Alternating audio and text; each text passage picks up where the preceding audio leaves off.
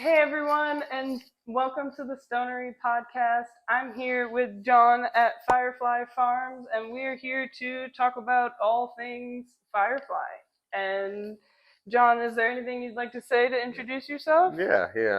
Hi guys, I'm John. I'm the head cultivator at Firefly. I take care of all the day-to-day and all the cultivation of all of our products. And we grow in organic living soil and really try and focus on natural, clean, uh, produced product that everyone can enjoy.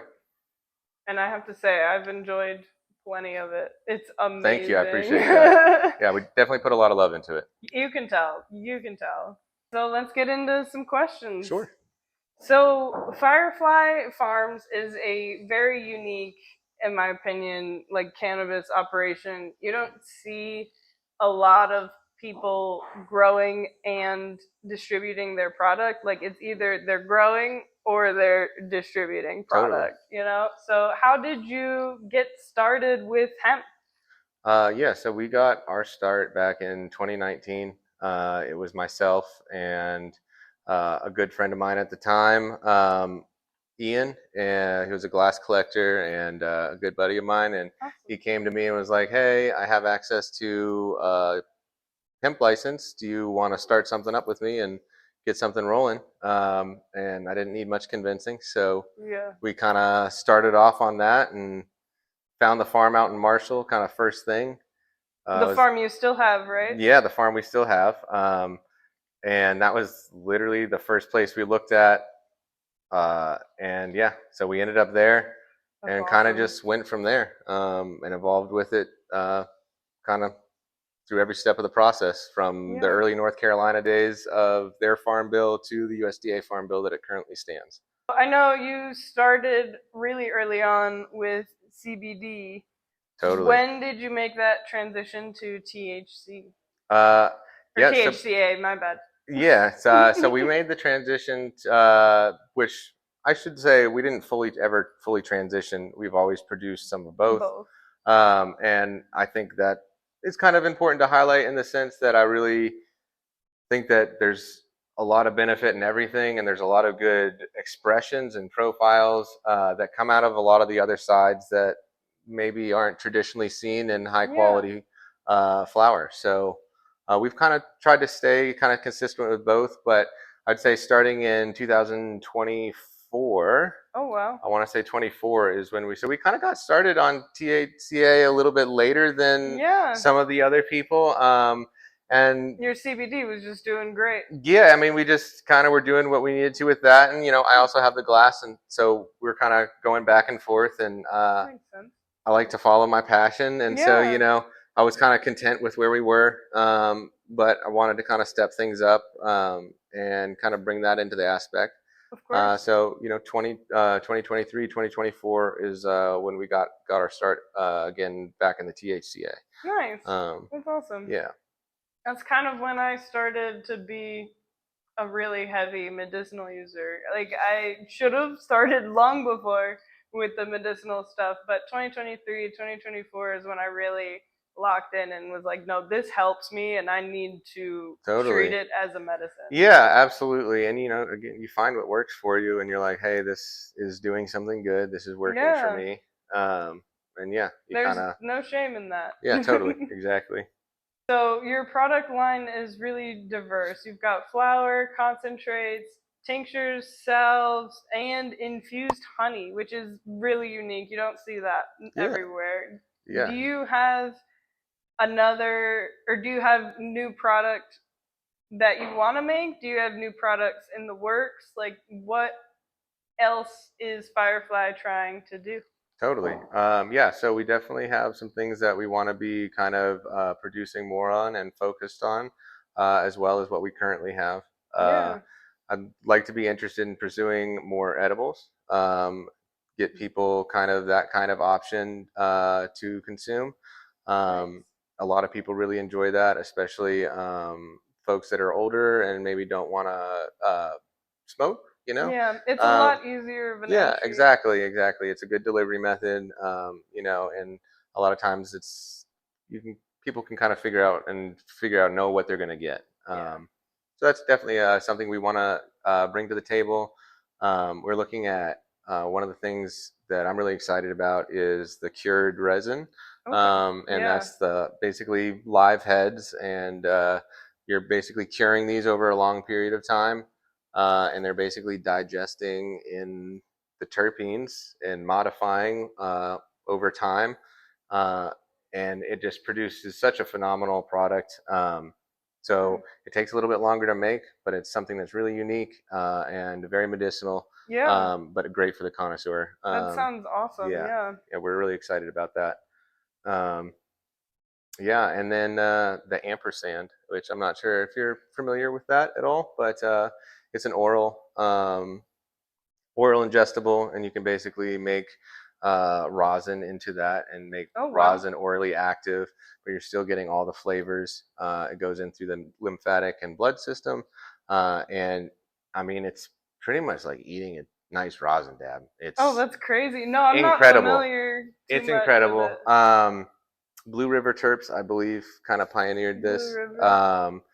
But it can be just used with any solventless concentrate like that, That's and be awesome. used to make an edible form of that that's dissolvable in your mouth. Hmm. Keeps an amazing flavor, and kind of a great delivery method. Yeah. So we're looking at exploring that and bringing that to Nice. the table as well with kind of our own strains that we've developed here. That's really cool. I'm excited to see it. Yeah. So, what made you develop so many different products in the first place? I think just diversifying is always a good idea, Yeah. and not everyone likes to consume in the same way or gets necessarily the same kind of benefit out of the product. And so I think it's good to have kind of a nice range of products that a wide Yeah. audience can enjoy. Absolutely. Absolutely. What has been the hardest part for you running a hemp farm in North Carolina? Yeah. Well, the I would probably say the most consistently maybe frustrating part has been the banking, Hmm. even though it is federally licensed. So for some reason, there's just a lot of pushback for banking on a lot of stuff. Um, just that's been really frustrating. I I think bet. as it's not always something, but like it seems like every year there's something, you know what I Oh, mean? yeah. And it's like so that's been kind of like a frustrating thing to deal with. But I would say more on the regulatory side of things and the market side of things. I mean, you just kind of have to be ready for something to change because it hasn't really seemed like anything's been the same the year prior to the year prior. It's kind of hard to maybe estimate where the industry is going when it's changing so rapidly. So Yeah. Yeah. How it's do you kind of, plan for your future if you don't know what is in the future, yeah, especially exactly. if we'll be able to grow hemp in December, you know? Exactly. Yeah, no, totally. And yeah, I mean, it's kind of trying to position and make sure that staying agile in the Yeah. marketplace, basically, and trying not to overextend, and make sure you're ready, Yeah, you know, absolutely. but still kind of push forward, while Oh, all at the that's same time, all at the same time, you know. yeah, and make sure you're still going and you're doing new things Totally, and totally. It's like a little bit of business as usual, but also you got to have some backups for your backups, and oh, always. you know, Always. absolutely. Um, Oh, but hey, funny. that makes it interesting, huh? Oh yeah, it's never a boring day. That's for sure. Never, never. Even just if there were no legal problems hanging out around potheads, you're never gonna have a boring Nope, nope, you day. never will. Honestly, salt of the earth people, very kind. yeah, You know. absolutely. So, what are some of your favorite brands and tools that you use every day? Yeah, totally. So, you know, I'd say my main tools that I use in my cultivation, that it actually pertains to the growing of the plants, Yeah, is going to be my irrigation system, which I use blue mats. And they're a cool water sensor. Basically, they adjust the water level in the soil based on the soil moisture. yeah, Very handy tool. Um, I use that in conjunction with compost extracts, and so having that there where I'm not always keeping up with watering is a very, very handy tool that kind of basically allows me to focus on my plants. Absolutely. So I can make sure that they're structured, manicured how they need to be, and focus on other aspects of the cultivation. Yeah. Um, I'd say that and soil testing are like my two tools that I use most frequently. Yeah, absolutely. If it's not a healthy soil, it's not a healthy plant. No, that's absolutely right. Yeah, you want to have a good, healthy soil. Make sure everything's functioning right to make sure it has that best life it can. Yeah, absolutely.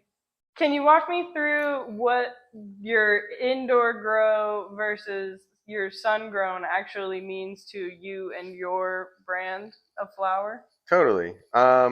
So I approach my sun grown the exact same way as I approach my indoor, as far as the same kind of cultivation practices, the same sort of irrigation practices.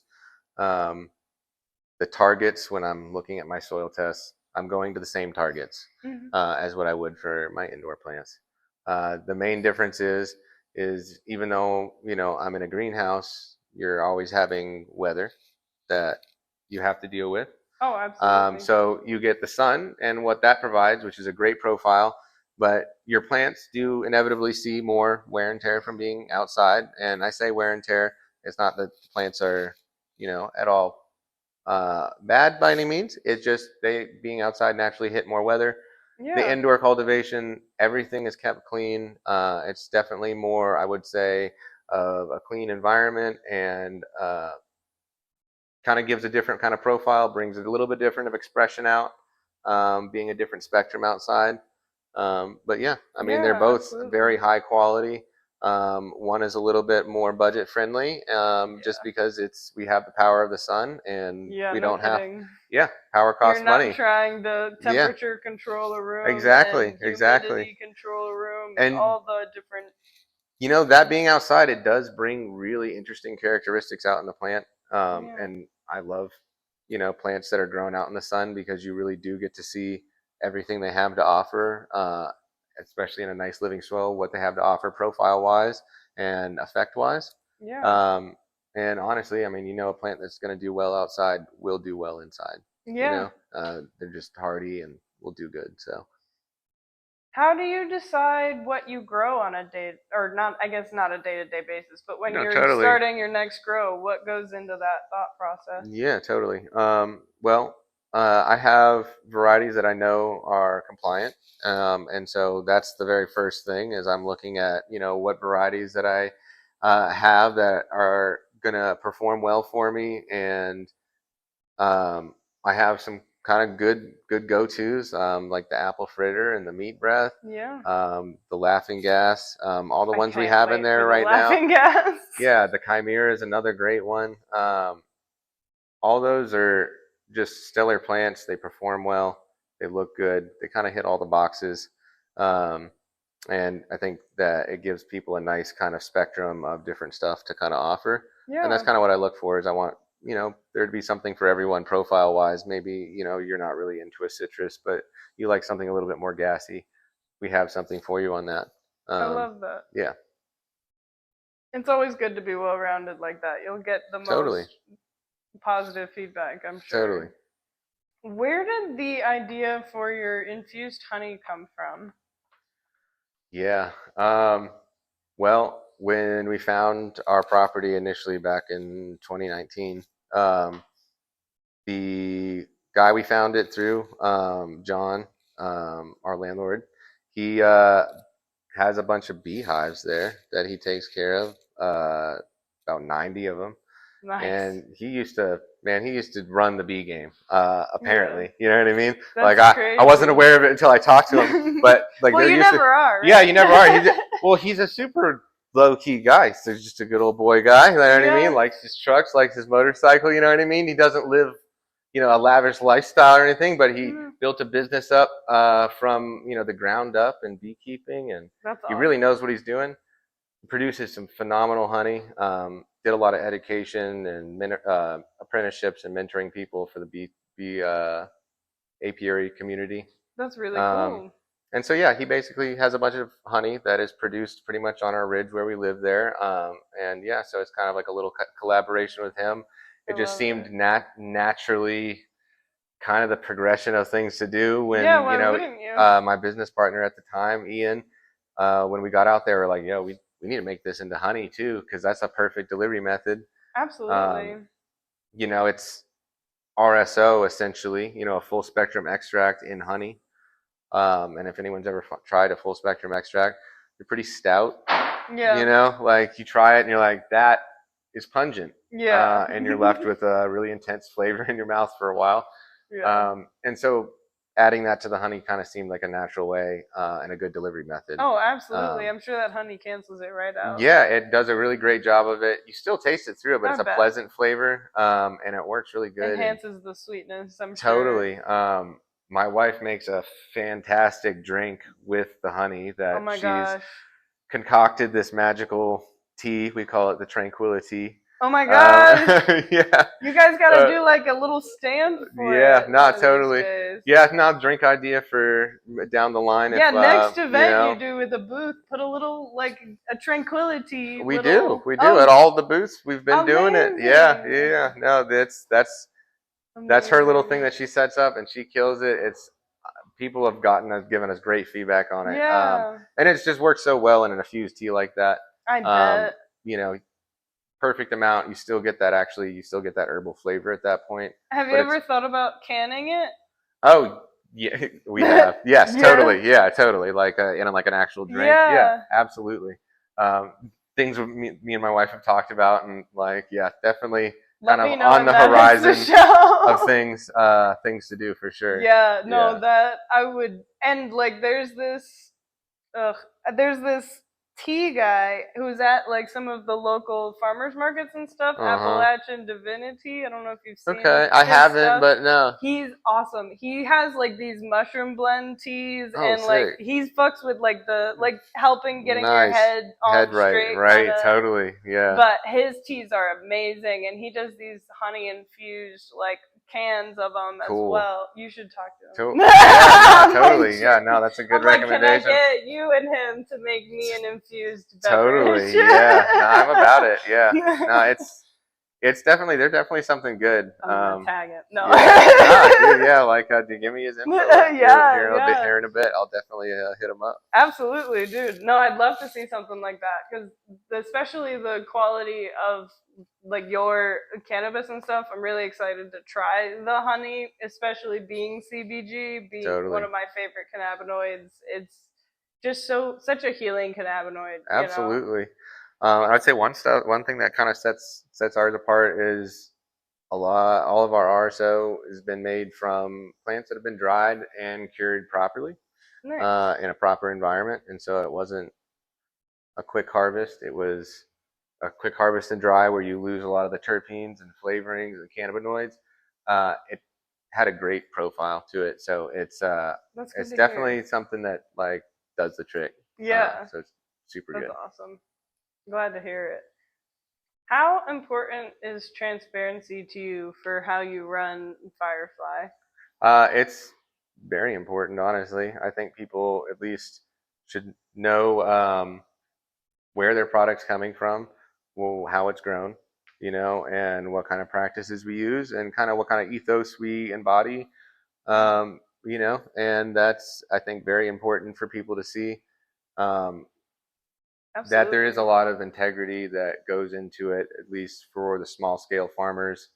Um, No, you guys and are really putting in the hours, like the yeah, and hours and the days, to get it's this a lot of stuff. work, but like we love it, and I think people should be able to see that and like kind of know where everything's coming from, Yeah, and be able to rely on a product that's clean and they trust the person that's cultivating that for them. absolutely. Absolutely. What does quality control look like on your farm? And like when do you decide this is good enough to put the label on it? Totally. So really, we're looking for the plants that were able to hit their full expression in the cultivation space. Every once in a while, that doesn't happen, and that ends up going for either processing or research purposes, kind of trying to figure out some new products. Yeah. But that doesn't usually get jarred up and distributed at all. Honestly, No. at the end of the day, fortunately, we're able to keep that to a bare minimum, and doesn't Good. Yeah. really happen that much, but it does happen. Oh yeah. And that that's just part of the game, especially kind of working with the elements outside. Absolutely. Um, so it is definitely a challenge sometimes, but you just want to make sure that you're putting out all the best product possible. Yeah. For you, growing and selling hemp in North Carolina right now, while the legal landscape is kind of rocky, Mm. how do you see yourself moving through like the rest of this year? Well, that's a great question. There's still a lot up in the air. Uh, so I guess we're just gonna have to see what happens. As Yeah. far as positioning, it's kind of business as usual until the end of November, and after that, we're gonna have to re-examine where things are at. Um, Fortunately, all of our cycles coincide with that kind of ending, and so we'll, worst case scenario, probably have to take some sort of brief lull while we reconfigure and figure out what exactly is the next move. Yeah. Um, we're hoping that that's not the case, Yeah. and I've heard a lot of good, good I've things on the horizon. fingers crossed. So Me fingers too. crossed. That's good, but as it stands, unfortunately, defaulting, because if everyone decides to take their time and decides to wait too long, it Yeah. defaults to basically a huge shakeup. And so, we really hope that doesn't happen. Yeah. But we are prepared to take, a small break and kind of reposition as we need within the regulatory framework to stay Yeah. compliant. Um, but we're just really hoping that doesn't happen. Absolutely. Call your senators, call your Yes. Now's congressmen. your shout out. Exactly. Make Get sure in you're touch with them. calling. Kefi Kana has several posts with Yeah, actual phone numbers on actual phone them. numbers to call. Hit them And up. like prompts, like if you don't want to think about what you say to them, there's a whole prompt that Kefi posted saying like, "Hey, Totally. I'm upset about this bill, and here's why." Like it kind of dumbs it down, which I needed, Like I struggle reading that legal paperwork. They make it hard for a Dude, reason. it's written for whatever, like a, you know, past college greeting grade level, like past that is Oh what it's yeah, written for. It's not meant for the average person to understand, no, unfortunately. no, but I have Um, also heard positive things, and like the likelihood of the ban is lower, totally. but it's still there, if we Yeah. don't fight Yep. it. Exactly. Exactly. It's still, the battle is not won by any means. Yeah, Yeah, it's just, it's kind of a reality we have to face, absolutely. and kind of position ourselves accordingly. Yeah, Yeah. yeah. So, on that note, how do you go about educating yourself and your customers on how in what to look for, like Yeah. what products to look for, what to look for Totally. everything? Well, yeah, totally. I feel like when getting people kind of set up for a product that works for them, you really want to um, figure out what their ingestion method preference is, because a lot of people might not want to smoke. Yeah. If they don't want to smoke, um, then find, if it's a drink or an edible or a topical, find out, what they're really looking to get out of that, and then kind of go from there. You know, I've said this a bunch of times. THC percentages aren't the end all be all. Not that they're not important, um, but for consumers that are looking to get, kind of heavily medicated, you don't always have to necessarily find the highest percentage. No. A lot of times it's going to be a certain smell that works good with your body. And if try some stuff out, figure out what works for you. Um, Really, you want to find something that, smells appealing to you, has a good effect for you. And you can find that in a wide spectrum of percentage potency in the Yeah. cannabis world. Your nose knows your terpene profile. Exactly. You know, like we were talking about the meat breath, and I said, oh yeah, it's not a very high percentage, but it literally just absolutely hits. oh it slaps. And I so much so that I mean, I'm a pretty heavy consumer, but I really steer away from that most days. You know what I mean? That's a Yeah. nighttime thing for me. When I'm real tired and I just kind of want to relax, it's great for that. But for me, that profile is just a heavy hitter. You know? Yeah, absolutely. Absolutely. It goes a long way. And it's one of those things where I was smelling out terpenes before I knew I was smelling out terpenes, you Totally. know?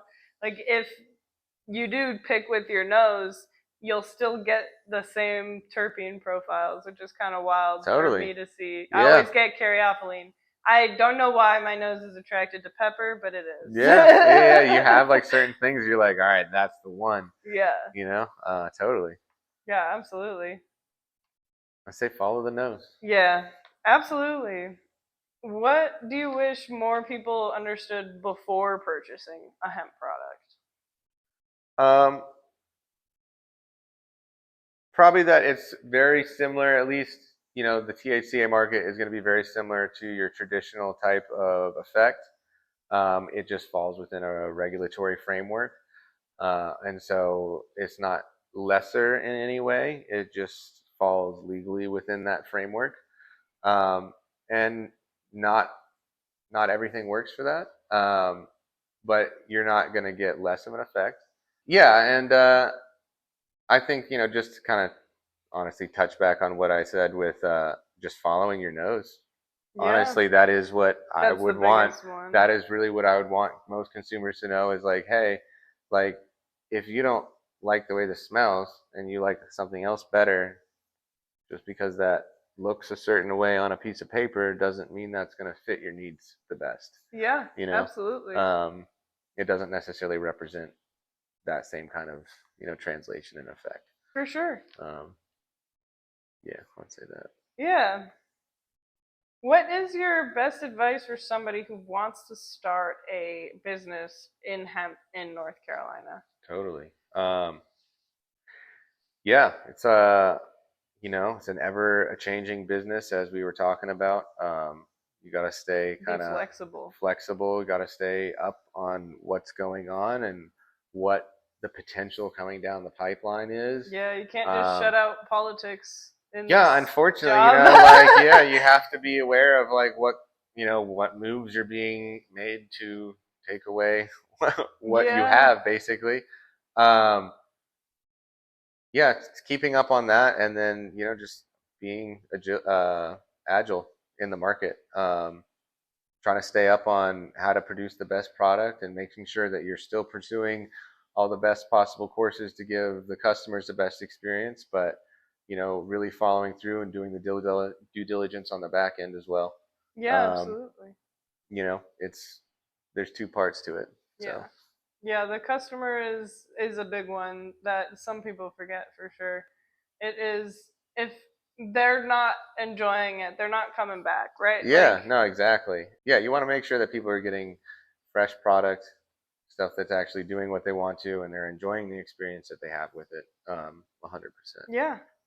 All right, so let's get a little bit into your glass work as Sure. Arcanus John on Instagram or wherever else. But Yeah. what do you typically blow glass? Like, what is your product, your standard glass product? Totally. So I make everything from marbles, Sherlocks, on up to heady rigs, nice recyclers.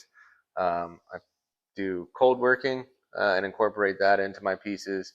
And I primarily use fume, which is basically using gold and silver, blasting that off onto the glass, trapping the colors in.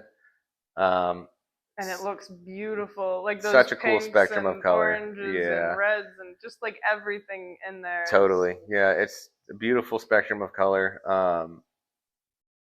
Fell in love with it as soon as I started making glass, so it's kind of something that I've pursued and like kind of the rabbit hole I've found myself going after. Yeah, do you remember what introduced you to the metal in glass? Yeah, totally. So, well, the first time I had seen it was when I lived in Wilmington on the coast. I had grown up there, went to high school and stuff there. Um, my buddy had brought back a freak piece, freak glass. Yeah. And he had these two marbles on the side of this that were basically those honeycombs, like the honeycombs that I showed you. Yeah. And man, that just blew me away. This is before I even knew that I could make glass or would have the opportunity to make glass or anything like that. Oh, I love Super it. blew me away. I was like, man, that is the coolest thing ever. Yeah. Um, Fast forward, got into glass, and I was like, dude, I need to figure out how to do that. Kind of went down that pathway and discovered that that was fuming that did that. Yeah. And that kind of sent me on my way. And then a buddy at the time, Arik Bovey, had showed me a lot of fuming techniques in the shop that we had worked at, what, 10 years ago now. That's awesome. Yeah, and so like that's kind of sent me on my path. Yeah. Very cool. So you've been glass blowing longer than you've been growing, right? Yeah, absolutely. No, I've made glass for, well, 12 years now. It's Wow. been a Yeah. minute. So how did you get into it at first? So that same buddy that had that piece that I had mentioned down in Wilmington, Yeah. he actually would always go over to our other friend, who's our shopmate here, Casey, Yeah. down there. You met him earlier. He would go over to his house, and Casey would be making glass with Paul because they all were down in Wilmington with us back in the day. I love it. Um, It's crazy how you moved over here as like a group almost. yeah, but it's so crazy because it wasn't even as a group. We all It was trickled. separately. It was so trickled in, like I love it. over like an 8-year time. But like we all ended up here. But yeah, he basically, my buddy would go over to Casey's house and watch him make glass, and I would go over to my buddy's house and he would come back with these pieces, and I was like, dude, that is so cool. If I can ever know how to make that, like, let me know. Yeah. Like, I want to learn about it. I'd always been into art growing up. I was always into drawing and painting. I did ceramics. Did that's 7 sick. semesters of ceramics in high school. Holy cow. My school would basically just keep giving me credits for repeated classes after a certain point, Oh, the elective nice. classes. So I just like stayed in ceramics. Like, why wouldn't you? It's actually funny enough where I made my first pipe, which is also funny. You had to disguise it. Yeah. Like, it's a giant seahorse pipe, which is hilarious. Had to disguise it so like the teacher didn't know it was a piece. Yeah, literally. Crazy. It was destined Rules to were be made after you made that piece. Yeah, dude, it's literally so funny. Well, no, he never found out. I got no? it. No, he never found out. I took That's that. crazy. Yeah, we got to keep the pieces we made, so Yeah. I took it home. Amazing. And that's amazing. Yeah, no, so that's kind of, that's how I got the start in it. Basically, my buddy had moved up here and got a job distributing or working at a distribution company making bowls and stuff like that for a bunch of the head shops. Nice. And he was like, hey, we have a spot opening up here. Do you want to come learn? You'd be here next to me. I'd teach you, show you what's up. Yeah. And I was like, totally. I was ready to get out of Wilmington. That was 2014. And yeah, here I am, all these years later. Yeah, very cool. What made you start your little collective of glass blowers here? Totally. Well, it just kind of seemed like the natural progression. Where we were at the time. I think we were just ready for a little bit of a change. It was a really hot shop. Yeah. And this one seems very temperature controlled. It's like, pretty, it nice for a glass studio, it's pretty solid. You know what I mean? It's gonna be warm. It's gonna be warm. In a shop, but right. Like, you can't have an air conditioning in a carpentry shop as much as you can in here. Like, totally. It's just, yeah. No, exactly. It's gonna be warm. It just goes out. Yeah, exactly. Yeah, no, it's we basically, it was kind of like out of necessity. Honestly, making glass is expensive. Absolutely. And if you're all throwing in on a space together, it's less expensive and more attainable. And for a bunch of broke 24, 25-year-olds, 22-year-olds at the time, it was the only move that made sense. Yeah, And so absolutely. we found a spot and kind of set up, and this is the second iteration now. Yeah. It has changed quite a bit, but yeah, no, it Nice. was kind of out of necessity to make it as affordable as possible for ourselves. Absolutely. I love it. It's very cool to be able to get with a group of like-minded people like that, you know? Absolutely. Yeah, honestly, I have a great group of shopmates here. I couldn't say enough good things about them. As I mentioned, I was telling you about Yeah. how much Casey's helped with stuff, getting it all started, and honestly, everyone's helped in their own individual way, contributing how they can, and Yeah. really making it all come together. Um, and yeah, I couldn't be more proud to have the people around me working, making glass. It's just really good vibes. Yeah, So that's amazing. I yeah. love it. Is there anything else you'd like to share about the glass blowing that you do? Well, I was gonna say, yeah, I got something for it. Yeah, Like I was yeah. like, I'll tell you a little bit what I want to focus on. Yeah. As now that the shop's back open and kind Absolutely. of Now rolling that you again. can blow glass again Yeah, totally. officially. Um, is I was working before I stopped. I was kind of working on fume marini, which a marini. A lot of people in the glass world call them millies, but it's a marini. It's an image that's pulled down into a long rod, and you cut it up like a slice of bread, and it has an image when you open Oh, it up. cool. Yeah. And so there's different techniques that you can do with this. I was really getting into the fume marini, which there's a few people that have kind of dabbled in that over the years. But I have some cool ideas I'd kind of like to put into that and Yeah. kind of see where that takes me. I'm, as I said, always kind of going down the fume rabbit hole. So always Yeah. looking for kind of like seeing how to push that technique and work in new patterns, kind of new ideas Absolutely. into glass. So excited for that. Nice. Are you thinking bigger rigs, smaller rigs, smaller Man, pipes? the longer I've made glass, I have started to focus more on smaller stuff. Yeah. Not that I like some larger stuff, it just depends on the function, honestly. Yeah. But as far as like, especially rigs or anything like that, I'm a really fan of like 8 inches, maybe, 10 inches at most. Yeah. And that's like a great size rig for me. It has to do about air capacity and volume. You know what Fair. I mean? Yeah. As you're taking a dab, you want there to be flow through the piece so you're recycling the water or Yeah. functioning the piece, doing what it's supposed to. Uh, Absolutely. and, having a big cavity of air is, that's your lung capacity. You know what I mean? Yeah. So I like the smaller pieces. I like the way they Yeah. hit. And that's kind of what I've kind of focused more on in my water pieces. Yeah, I definitely don't.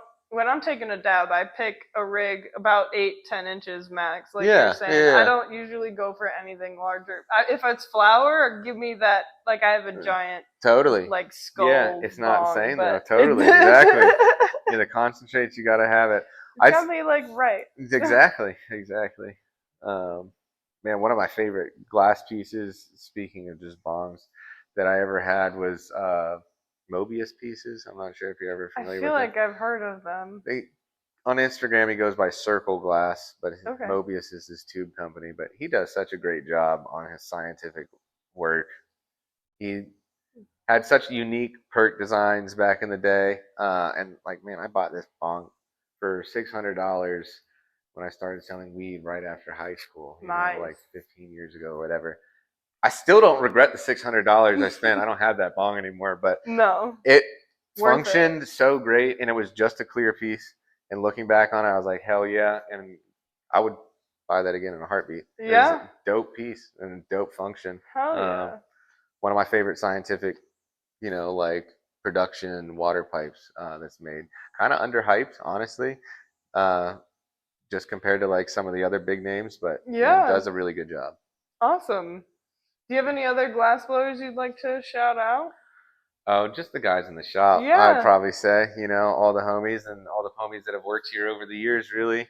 Yeah. Um, yeah, Half Full Glass, Tatum Glass, Avatar, um, yeah, and all the great people that we've had through. We have Thomas and JJ and Forest Glass in here now with my buddy Casey, and Silent G Glass, Paul. And as I said, just shout out all the homies there. Yeah, Yeah, absolutely. I want to give you space to do that. You know, we're about supporting local people and making sure that this community is getting seen. You know, that's kind totally. of my main goal. Is Yeah, couldn't say enough good stuff about these cats. I love it. Yeah, working on a bunch of cool stuff, and it's cool. It's nice. The creative juices are flowing here. It's good to be back in here, seeing everyone in here doing their thing. I bet. Yeah. I bet. That's awesome. All right, so let's get into your personal cannabis use a Okay. little bit. Cool. So, what got you personally into cannabis, or was it more of like a professional thing as well? I know you said you were selling. Were you trying to make ends meet, get a little Well, yeah. cash? I mean, it's all of the above. I found Yeah, cannabis before all of that, and yeah, then I kind of went out on my own for the most part. Not that my parents weren't supportive or anything like that. Parents are super supportive, yeah, but me just being young and yeah. Sometimes that gets in the way. I'm just like, nah, I'm doing my own thing. No, but it's being young, I didn't have a bunch of money. Weed's expensive.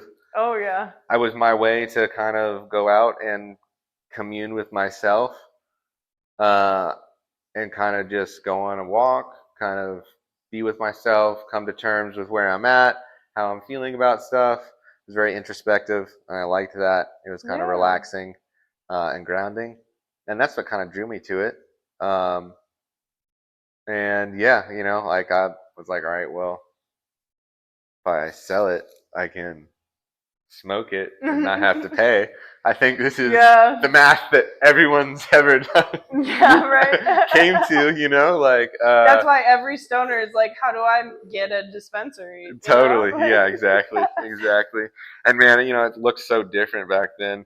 But I mean, from the beginning, I was always trying to find good flower. It was still in the era of mids and Reggie and really awful. Like we talk about like stuff being mids today, and we're Yeah. like, I mean, we have come so far. Oh, I bet. I mean, what swore me off of it was getting, I paid $30 for a quarter of this Reggie or whatever, and has all this bug webs in it, and I'm like, No. what the is this? Like, no way. And I'm like, 18 or 17 at the time, 17 at the time, and I'm like, dude, I'm never getting this again, dude. I'm never Well, that's going so through this. hard. Yeah, I'm Yeah. You like, can't nah. smoke that. And then I found someone that had, at the time we would either call it medical or Cali or chronic, Oh, yeah. all the things we come up with, but nah, and that was pretty much it from there, kind Yeah. of have always been adjacent to it, and I'd gotten in trouble with it back in the day. I was 18, got caught with weed in the mail, and I Uh know, oh my gosh. oh. Fortunately, it was still at the point where I could get like a 9096 and kind of get that dismissed without a Good. permanent scar on the record, which has allowed me to do hemp now, which is nice. Uh, Yeah. it's also been way out of, we're talking 15 years ago. Yeah. But yeah, after that, and I kind of found glass right around that, not too long after that, and kind of started focusing on that. And yeah, it's always been helpful for me. I've had to, Yeah. I've been on probation. People are like, oh, have you ever gone without smoking? I was like, yeah, no, I have. I've done it plenty, and Yeah. I don't actually have a problem not doing it, but I really enjoy the benefit that I get from it. Yeah. Just as a person, as a whole, it definitely something that I find good benefit from. Absolutely. Yeah. Yeah. It's one of those things where I've stopped in the past too, but I have to take some pretty serious prescription meds if I want to stop smoking cannabis and continue Totally, living the same lifestyle. But totally. I don't want to stop smoking Yeah, yeah, cannabis, you know? exactly. Like No, I'm not exactly. but that's one of those things where it's like, yeah, I could stop and I'd be fine. I've done it before. I've stopped for long periods of time. Totally, right. Yeah, and I only say that because you do hear people be like, "Oh, like dependency," or I just really don't find that to be an accurate representation of No, people's because cannabis then use. people are dependent on all the prescription drugs as well, Yeah, yeah, and we're saying those are good totally, because they're getting your totally. mind right in a similar way, different, but like Right. whatever you choose as your medicine, you should be allowed to choose as your Yeah, medicine. absolutely. What gives you the most benefit? Absolutely. So, what does your typical day on the farm look like? Yeah. So my wife and I are big coffee drinkers. So the first thing is put on the pot of coffee, Yeah, um, kind of get rolling for the morning, and it's going to be checking on the plants, making sure everything is how it needs to be. If there's anything going on in the greenhouse that needs to happen, well, before it gets real hot. Um, so that's kind of like knock that out, and yeah, then it's you know here to the shop to manage everything over here and kind of making sure that we have everything we need. Stuff's getting transplanted, propagation, manicuring, and maintaining all the plants and cycles. Um, it's kind of as work with where the heat is least usually. yeah. Work around that. Especially now. Yeah, exactly. Now is peak. Exactly. But yeah, there's usually always a little bit of everything to do. Yeah, So it's always try and keep stuff in propagation kind of coming down the line to keep stuff fresh. Um, yeah. trying to How make much? sure, Oh, yep. I was going to say, just trying to make sure that the plants as they're growing are maintaining the structure that they should, and kind of, if they need to be spread out, I'm kind of looking through as they get bigger to spread my canopy out to make sure light's getting to the plant.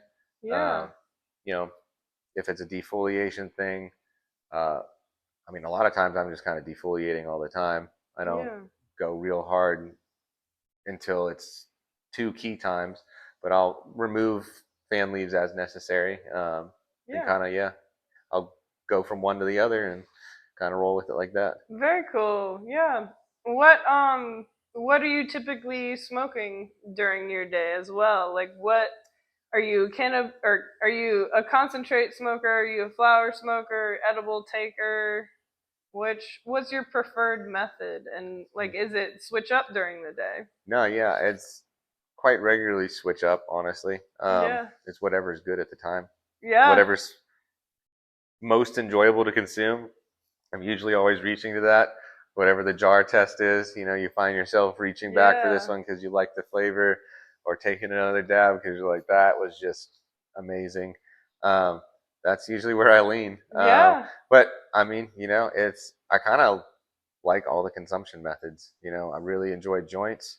That's probably my kind of go-to consumption method. Yeah. Um, just because it's I can't remember who was mentioning this, but it's kind of like 3 in 1.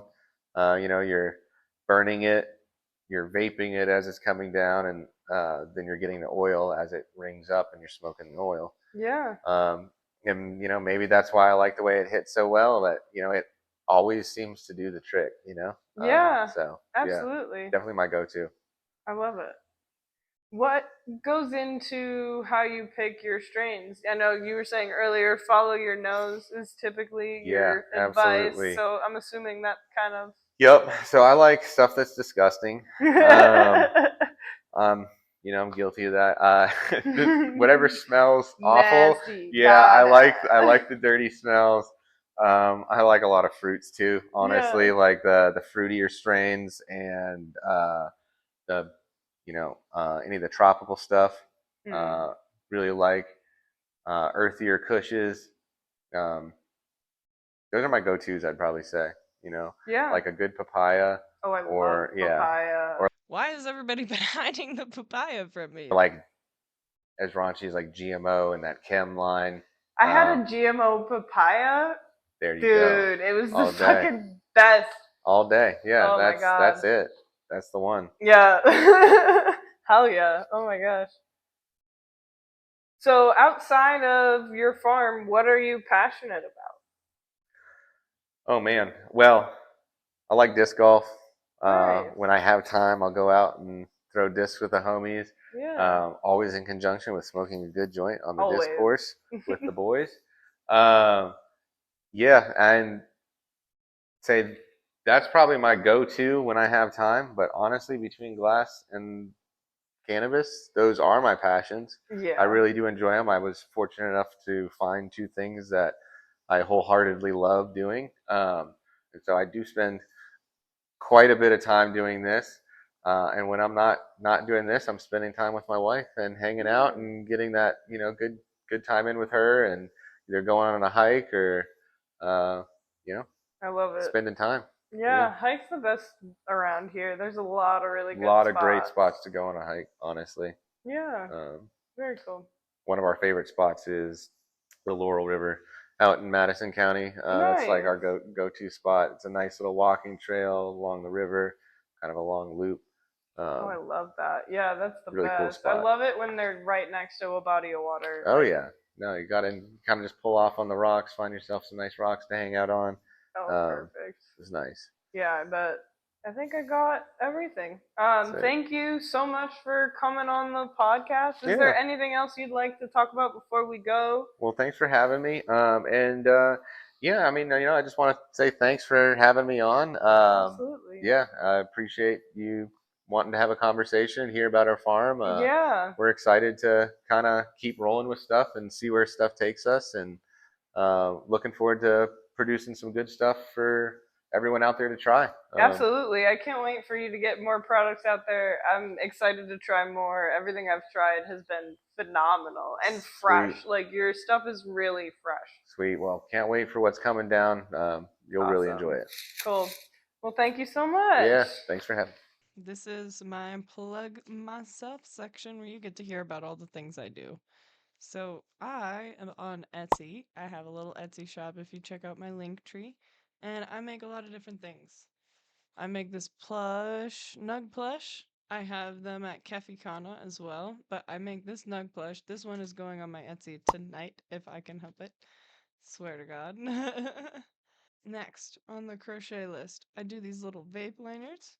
I got these little mushrooms. They're really cute little guys. And the top of it slides up and down to reveal your vape. This guy is Cherry Tart's Swole Vape. And there's a hidden little, like, lanyard to hang on to. It's nice. I also do these little bong scarves that have these crochet lighter pockets. It fits. That's crazy. Okay, so my little toker poker and lighter fit in this bong scarf. And it just sits on your bong and holds your lighter. So I have those in a couple of colors. I have the smaller Nug Buddies. Some of these have eyes, some don't. But these guys are really cute. They're tiny little Nug plushies. A couple different greens. And I also have a lanyard for my Puffco. So I call it the Puff Go, and I can probably make one for any Puffco product. I have a proxy. I have an old proxy, but it's the dimensions of the proxy core are not that different. They're just the proxy without the pipe part. So I can do the proxy, the Peak Pro. The Peak and the Peak Pro are the same, and the pivot we have at work, so I could do it for that. I could do one for the Dr. Dabber Go, or not Go, the Dr. Dabber. What's the small Dr. Dabber called? We have it at Kefi. We just got it though, so that's why I don't need it. Or I don't, that's why I don't have the name of it. Either way, that's my Puff Go. It's a little lanyard, if I can get it on, just like the mushroom. So it hangs there. I've been wanting to modify it so that it hangs a little bit higher up because it's really low down and I don't think that's working. But maybe if you have a longer torso, you would want that longer like chain. So you could always just let me know in a message or something that you would want something modified and I can probably have that done as well. I'm very much open to custom crochet products. If you have an idea or you see a pattern you want done, I'm currently working on a commission right now, and hopefully I will get that wrapped up in the morning. I haven't yet, but it is a apron for collecting chicken eggs, and it looks like chickens, so it's gonna be really cute when it's done. And yeah, so that is it for crochet.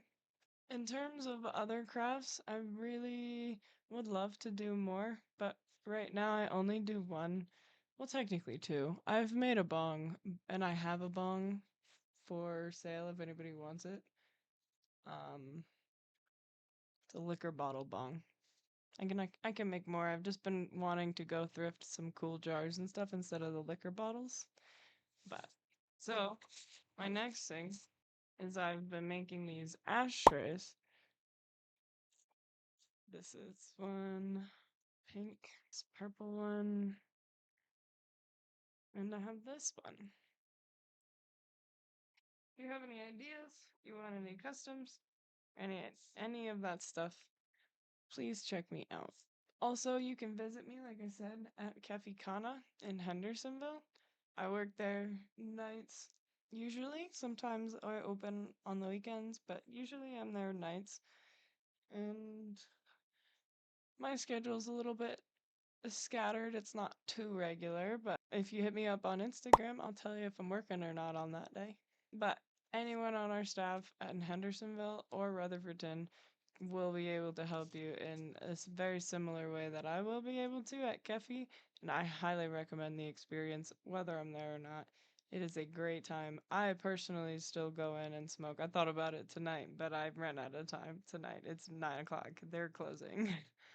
I wanted to let you guys know that I have a Patreon page for the podcast. I'm still tweaking it. If you have any suggestions, please let me know. Here's how the tiers stack up to each other.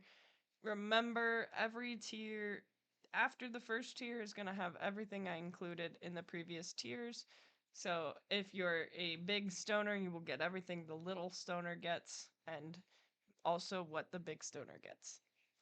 So for the little stoner, we are giving live streams for reviews. Any sort of like party thing that I'm doing with my friends, you'll be invited to the live event for it. We'll host little giveaways and stuff, just like a bunch of different lives. Hopefully, at least one, probably a couple throughout the month. But yeah, that one is $1 a month. It is just to support me, just to kind of keep in the loop of everything going on. For the Big Stoner tier, it is $5 a month, and you'll get the live stream access as well. You'll get a free sticker, and I'll shout you out on the podcast. I'll throw in a little segment at the end that I record and update depending on who's a big stoner at the time, and it'll be a grand old time. For the VIP stoner, it is $10 a month. And this one, you get all that other stuff, and you get to pick a product for me to review. Has to be in that $40 range. If it is rosin, I might be flexible, just let me know. But it one of those things where if it's around $40, 100% it's doable, I will do it. If it's not, we can go back and forth, and it may take me a little longer to save up and budget for, but I will get it done. As long as it's not $1 million. Either way, that one is $10 a month. The premium stoner tier is $15 a month, and you get all those things. You'll get a free item from my Etsy shop under $30 on me. I appreciate you. I want to say thank you. This happens once when you sign up as Premium Stoner. It will not happen again if you leave and sign up as a Premium Stoner. I can't afford to give away a bunch of shit all the time. It is just one of those things where I wanted to say I appreciate you for going out of your way to spend this much on me. Thank you. And maybe there will be Premium Stoner exclusive giveaways. Floating that idea out here. So, we'll see. The Elite Stoner. This is our $20 a month. You gotta be making all sorts of money to afford this one, especially on top of your other bills. But for this one, you get everything else, including that custom free item, and you can get an interview on the podcast. Now, right now, you can get an interview by asking to be on the podcast, especially if you're good business. I want to have as many good businesses on here as possible. So if you want to be on the podcast, just DM me. But in the future, and the future's coming quick because I worked 2 jobs and I do the podcast. In the future, it's going to be really hard for me to work on my schedule. I'm going to need to like shift things around a lot or call out of things or schedule days off through my work. So it's going to be really hard to get on the podcast, especially if you're a regular Joe. And if you want to do that and get on the podcast, easy, no questions asked. We'll set up an interview real quick. I'll make it a high priority. And yeah. Let me know what you think, guys. If you think I need to update anything, if you would add something, or if you think it'd be easy to add something. These are just kind of the first version of this. It's not even the first version because I had it set up differently before, but this is just my most recent update, I guess. But yeah, so thank you for listening. Thank you for supporting me. Thank you for everything. I really have been enjoying doing this. I really enjoy the cannabis community, and I'm really excited to meet more of the cannabis community and learn more about cannabis because I'm still learning so much every day. You guys teach me every day. Google teaches me every day. I need to start taking some classes, I think. Have a good day and stay medicated, everyone.